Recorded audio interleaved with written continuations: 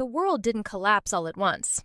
It unraveled quietly, through headlines, through courtrooms, through whispered stories that stopped being whispers. And then, one day, the women voted. Not out of hatred, that's what they told themselves, out of survival. The accord was signed within a year. Men were relocated, first to monitored districts, then to labor compounds. Cities shifted, economies adapted. The language changed too. Husband became obsolete. Father became archival. Boys were transferred at a certain age, before they were unpredictable, before they were dangerous. That word stuck. Dangerous. The compounds were vast, industrial, efficient. Men worked fields, construction zones, mining operations, anything requiring strength, endurance, disposability. As they aged, their roles shifted, but they never left unless a woman signed them out for temporary labor. A contract. A leash. Most never saw the sky without a fence cutting through it. But there was one exception. The arena. It began as a spectacle, then became policy. A controlled outlet, they said. A test of discipline. A chance, however slim, for freedom. The Gladiator games. Men volunteered, though volunteer was a generous word. Fight enough matches, survive long enough, win.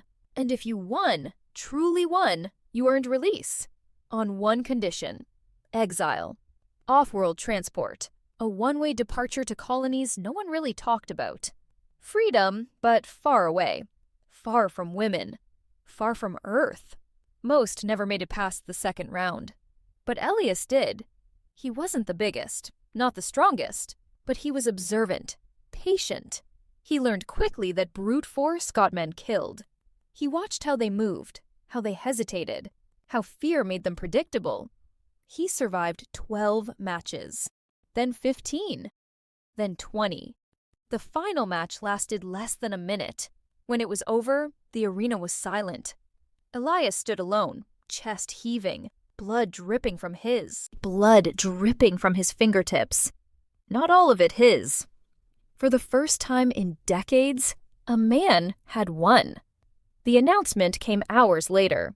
Subject 731, Elias, Gladiator Victor, approved for off-world release.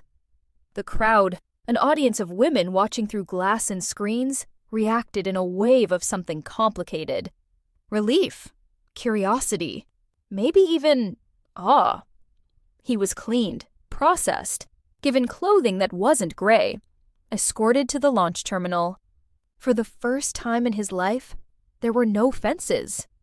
A woman met him there, older, composed, authority in the way she stood.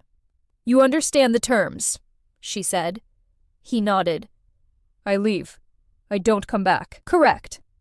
"And I'm free?" She studied him for a moment too long. Then she smiled. "Yes," she said softly. "Free."